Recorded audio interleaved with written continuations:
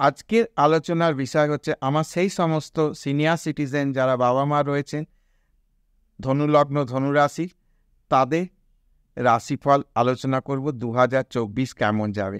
সাধারণভাবে আমার এই সমস্ত বাবা মায়েদের খুব একটা কিছু নিড থাকে না। তারা তাদের শরীরটা কেমন থাকবে, তাদের সন্তান সন্ততি কেমন থাকবে, তাদের অর্থনৈতিক ব্যাপারটা কেমন থাকবে ইত্যাদি কিছু সামান্য জীবনের একদম ন্যূনতম নিডগুলো এই বয়সে থাকে। তো এদের বিষয়ে কিন্তু রাশিফল সাধারণভাবে বলার কোনো জায়গা থাকে না। তো আজ আমার হঠাৎ করে এই বিষয়টা মাথায় এসছে যে এনাদের নিয়ে আমার কিছু বলা দরকার, তো আমি সেই জন্যে আলোচনা শুরু করেছি। আজকের আলোচনার বিষয় হচ্ছে ধনুলগ্ন ধনুরাশি, সেই সমস্ত বাবা মা যারা রয়েছেন বরিষ্ঠ মানুষ, তাদের রাশিফল নিয়ে আলোচনা করব। সাধারণভাবে বার্ষিক রাশিফল আলোচনা করার সময় 4টি গ্রহের দিকে আমরা দৃষ্টি দিয়ে থাকি বা আলোকপাত করে রাখি: বৃহস্পতি, শনি, রাহু ও কেতু। কারণ এরা দীর্ঘমেয়াদী গ্রহ, একই রাশিতে এরা দীর্ঘদিন অবস্থান করে। বৃহস্পতি সাধারণভাবে 1 বছর একটি রাশিতে অবস্থান করে, শনি 2.5 বছর অবস্থান করে, রাহু ও কেতু কিন্তু 1.5 বছর করে অবস্থান করে। তো এমত অবস্থায় আমরা দেখতে পাচ্ছি যে বছরের প্রথম দিন অর্থাৎ জানুয়ারি মাসের 1 তারিখে বৃহস্পতি মার্গী অবস্থায় অবস্থান করছে মেষ রাশিতে, কেতু কন্যা রাশিতে অবস্থান করছে, শনি কুম্ভ রাশিতে অবস্থান করছে এবং রাহু মীন রাশিতে অবস্থান করছে। বৃহস্পতি কিন্তু 1 মে মেষ থেকে বৃষ রাশিতে যাবে এবং 9 অক্টোবর আবার বৃষ রাশিতে বক্রী হবে। কেতু সারা বছর থাকবে কন্যা রাশিতে, শনি কুম্ভ রাশিতে থাকছে সারা বছর, কিন্তু 30 জুন শনি বক্রী হচ্ছে, আবার 16 নভেম্বর শনি মার্গী হবে। রাহু সারা বছর মীন রাশিতে থাকছে। এমত অবস্থায় ধনুলগ্ন ধনুরাশি সেই সমস্ত বাবা মায়েদের কেমন যাবে বছরটা। প্রথমে আমি বলি যে শরীর স্বাস্থ্য বা মানসিক অবস্থা নিয়ে বলি।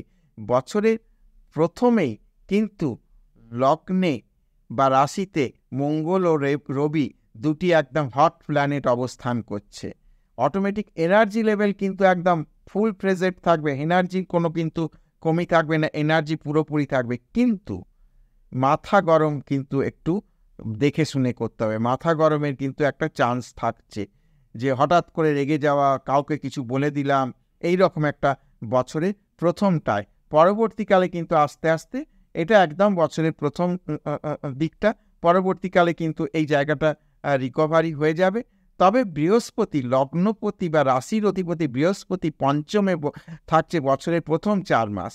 তাহলে শরীর স্বাস্থ্য মানসিক অবস্থা কিন্তু যথেষ্ট ভালো থাকছে, সন্তান সন্ততির সঙ্গে রিলেশন ভালো থাকবে এবং সন্তান সন্ততি দেখভাল করবে, এটা নিয়ে কোনো দুশ্চিন্তার জায়গা থাকছে না।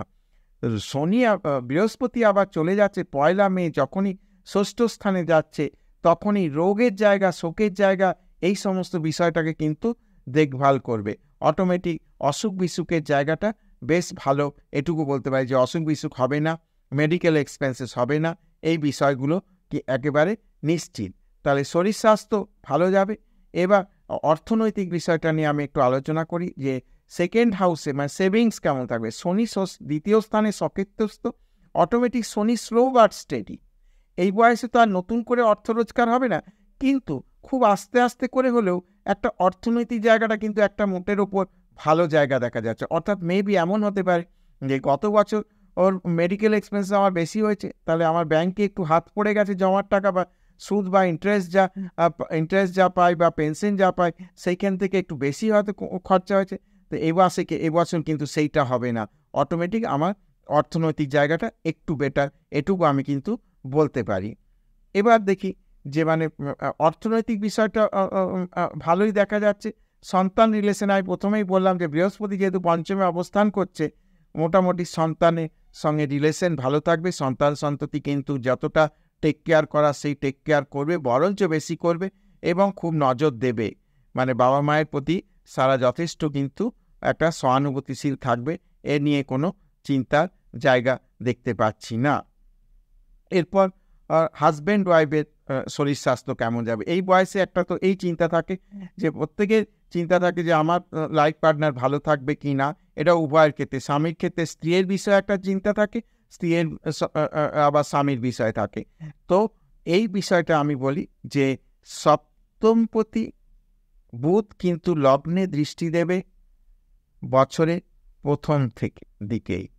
তাহলে এই দৃষ্টিটা কিন্তু একটা ভালো, বছরের প্রথমেই যে বুধের দৃষ্টিটা সপ্তম স্থানের ওপর পড়ছে, অটোমেটিক শরীর স্বাস্থ্য বা মানসিক ব্যাপারে একটা কিন্তু কোথাও কনফিডেন্স ক্রিয়েট করবে। খুব একটা কিন্তু ডিস্টারবেন্স বলা যাচ্ছে না, খুব বয়সজনিত কারণে বা নার্ভের যাদের একটু সমস্যা রয়েছে, ব্যথা বেদনার সমস্যা রয়েছে, তাদেরও হয়তো কিছু কম বেশি একটু ডিস্টার্ব হতে পারে, কিন্তু মোটের ওপর যে খুব একদম অথর্ব করে দেবে, পঙ্গু করে দেবে, উঠতে পারছি না, এই ধরনের কোনো কারণ আমি দেখতে পাচ্ছি না। কারণ এই বছর মেডিকেল এক্সপেন্সেস জায়গাটা বেটার, খুব একটা কিছু দেখা যাচ্ছে না। এরপর বলি ভ্রমণের বিষয়ে আমি একটু আসি, যে বেড়াতে যাওয়ার একটা বিষয়, এই বয়সে একটা আকাঙ্ক্ষা থাকে, কিন্তু শরীর স্বাস্থ্য পারমিট করবে কিনা। ভ্রমণ বিষয় কিন্তু এই বছর ওটার উপর একটা মানে ভালো ফল বলা যায়। হয়তো জানুয়ারি মাসে দেখা যাবে কোথাও ঘুরতে যাওয়া হচ্ছে, বা পরবর্তীকালে দেখা যাবে যে সন্তান সন্ততি বা কোনো আত্মীয়র বাড়ি কোথাও বেড়াতে অনেকদিন ধরে যাওয়া হচ্ছে না, বা ছেলে মেয়ে বলছে যে আমার কাছে ঘুরে যাও কিছুদিন, সেই ধরনের কিন্তু যোগ রয়েছে। অটোমেটিক ভ্রমণের বিষয়টা বর্তমান বছরে খুব একটা খারাপ বলতে আমি পাচ্ছি না। তাহলে শরীর স্বাস্থ্য একটু রাগ জেদ বছরের প্রথম দিকটায় হতে পারে, সেই রাগ জেদটাকে কিন্তু একটু মানে নিজেই একটু এটাকে ত্যাগ করতে হবে। শুধু রাগ করে কাউকে কিছু দুটো কথা বলে দিলাম, তার মনে আঘাত পাবে। তো অটোমেটিক এই সময় খুব একটা রাগ রোষ না করে নিজেকে একটু কন্ট্রোল করে চলতে হবে। মোটের ওপর শরীর স্বাস্থ্য, অর্থ, মানসিক অবস্থা, সন্তান সন্ততি ইত্যাদি সমস্ত বিষয় আমি যথেষ্ট আশাব্যঞ্জক বললাম, ভালোই যাবে, খুব একটা ডিস্টারবেন্সের কিছু দেখা যাচ্ছে না। তো আজকের ভিডিও এই পর্যন্ত। যদি ভিডিওটা ভালো লাগে তাহলে অবশ্যই চ্যানেলটাকে সাবস্ক্রাইব করবে, শেয়ার করবে এবং সঙ্গে জুড়ে থাকবে।